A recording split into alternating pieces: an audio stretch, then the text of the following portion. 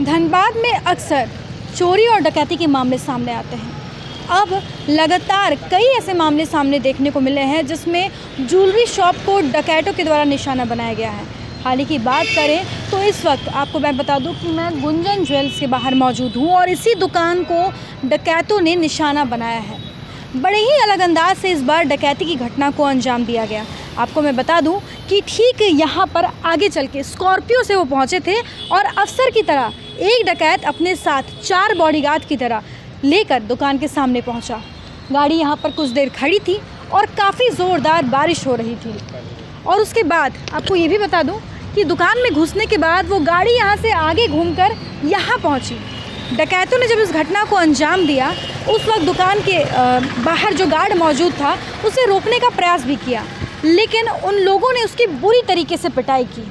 उसके बाद अंदर घुसे और बंदूक की नोक पर दुकान के मालिक से जितने भी सोने के ज्वेलरीज थे उसे बाहर निकलवाया।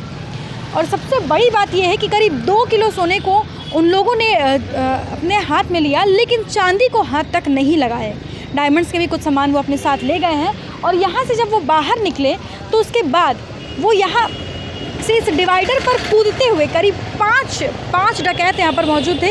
इन डिवाइडर को ये फांदते हुए कूदते हुए पहुँचे और उनकी गाड़ी वहाँ से पहले से लगी हुई थी, यानी कि फुल फ्लेजेड हम समझ सकते हैं कि काफ़ी लंबे समय से इस पूरे वारदात को अंजाम देने के लिए रेकी की गई थी और उसके बाद ही इस घटना को अंजाम दिया गया है।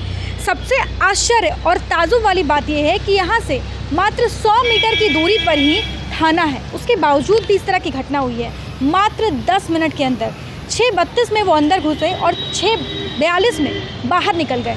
10 मिनट के अंदर इस पूरी घटना को अंजाम दिया है और करीब 1 करोड़ से ज़्यादा की लागत के सामान यहाँ से वो लेकर चंपत हो गए हैं। आइए हम इस दुकान के जो ओनर हैं उनसे बातचीत करते हैं। गोली भी चलाई गई है और साथ ही साथ हम कुछ और व्यवसायियों से बातचीत करके उनके पक्ष को जानने का प्रयास करते हैं कि आखिर क्यों धनबाद में इस तरह की लगातार घटनाएं सामने आ रही है, पुलिस प्रशासन अब तक मौन क्यों है। साथ यहाँ पर इस दुकान के मालिक सुमित अग्रवाल हैं, इनके ही बड़ी भाई को गोली लगी है।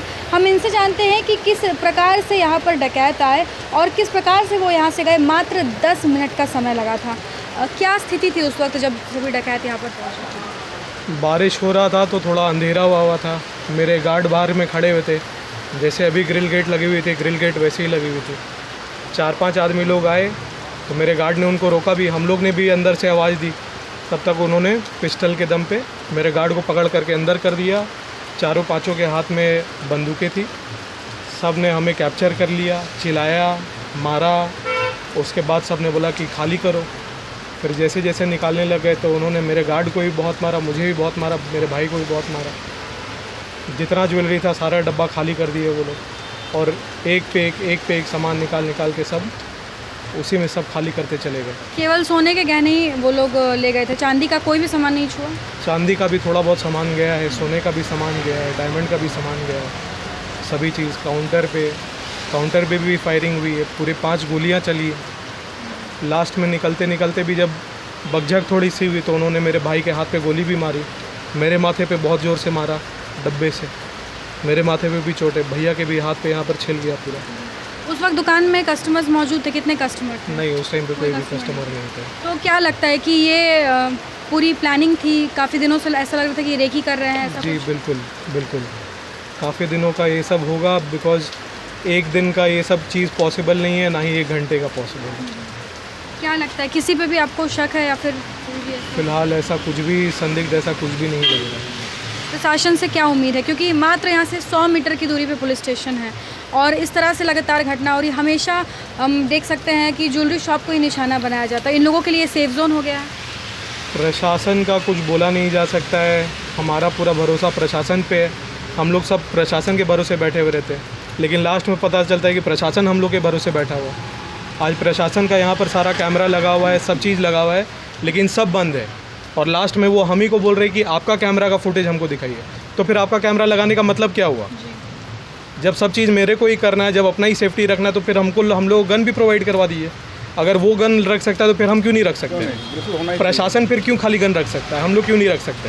इस तरह की जो वारदात होती है तो इससे कहीं जब ये आज़ाद घूम रहा है तो और लोगों के अंदर भी आता ही होगा कि अब हमें भी डकैती करनी चाहिए, क्योंकि प्रशासन तो कोई इनिशिएटिव नहीं लेने वाली है। डकैतों का पता नहीं, लेकिन जितने भी दुकानदार है सबका जान प्राण सब हाथ में लेकर के घूम रहे। 2 दिन से सब इधर ही घूम रहे कि क्या हो गया इतना बड़ा कांड। चालू रोड पे 6:30 बजे का समय। मात्र 10 मिनट में ये पूरी वारदात हुई है। बिल्कुल। हमारे साथ यहाँ पर धनबाद जिला चैम्बर ऑफ कॉमर्स के अध्यक्ष चेतन गोयनका जी, हम उनसे विस्तार में बातचीत करते हैं कि जिस तरह से इस तरह की डकैती की घटना को अंजाम दिया जा रहा है, इसमें कहीं ना कहीं प्रशासन की विफलता सामने आ रही है। एक बार फिर से ज्वेलरी शॉप को निशाना बनाया गया है, आपका भी ज्वेलरी शॉप है, क्या कहेंगे आप इस बारे में? महज 100 से 200 गज की दूरी में 2 थाना, बैंक मोड़ थाना और धनसार थाना के बीच में ये दुकान पड़ती है और संध्या समय 6 साढ़े 6 बजे पूरे चहल पहल के साथ वो मार्केट रहता है, गाड़ियाँ चलती है। वहाँ ये घटना होना बहुत ही निंदा का विषय है और पुलिस प्रशासन के लिए बहुत ही शर्मनाक बात है ये। इसके पहले भी लगभग 1 से 1.5 साल पहले बैंक मोड़ थाना से 50 गज की दूरी पर जेवर हाउस राजकमल मेंशन में एक दुकान थी। सुबह 10:30 बजे डकैती वहाँ भी इसी तरह से हुई थी। करीब 3 किलो 4 किलो माल यानी 2 करोड़ रुपए का माल जो है वहाँ से डकैती करके डकैत लोग निकले थे, जिनका उद्भेदन पुलिस प्रशासन द्वारा आज तक नहीं हुआ। मैं जिला प्रशासन, पुलिस प्रशासन, राज्य सरकार से यह मांग करता हूँ कि इस तरह की घटना को 72 घंटे के अंदर यदि इसका उद्भेदन नहीं होता है तो हम लोग जो है कल एक मीटिंग कर रहे हैं, संयुक्त मीटिंग कर रहे हैं, जिसमें जिला चैम्बर ऑफ कॉमर्स, मारवाड़ी समाज और मारवाड़ी युवा मंच सभी लोग हम लोग रहेंगे और एक मीटिंग करके एक निर्णय लेंगे कि हम लोगों को क्या करना है। अगर अपराधी की गिरफ्तारी नहीं होती है और माल की बरामदगी नहीं होती है तो 72 घंटे के अंदर पर पूरा चैम्बर ऑफ कॉमर्स जो सड़क पर उतरेगा और अपना आंदोलन का रणनीति करेगा। तो बिल्कुल आपने देखा कि किस प्रकार से हमें उस व्यवसायी ने बताया कि कैसे 10 मिनट के अंदर इस पूरे वारदात को अंजाम दिया गया था और गार्ड को बुरी तरीके से पीटा, गोली भी चलाई गई और करीब करोड़ों का सामान वहां से लेकर चंपत हो गए हैं। जब तक पुलिस को इन्फॉर्मेशन दी जाती तब तक काफ़ी देर हो चुकी थी।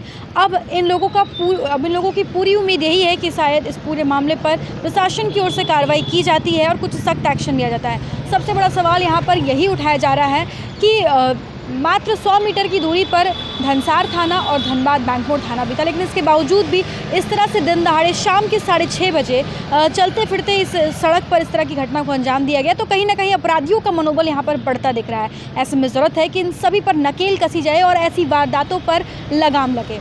अब देखते हैं कि क्या इस पूरे मामले पर पुलिस सही तरीके से कार्रवाई करती है और उन डकैतों को पकड़ पाती है, या फिर हर बार की तरह इन व्यवसायी वर्ग में ये डर की जो स्थिति है वो उत्पन्न रहेगी और बनी रहेगी। अपने सहयोगी प्रकाश के साथ Shambhavi Singh, the news post, Dhanbad.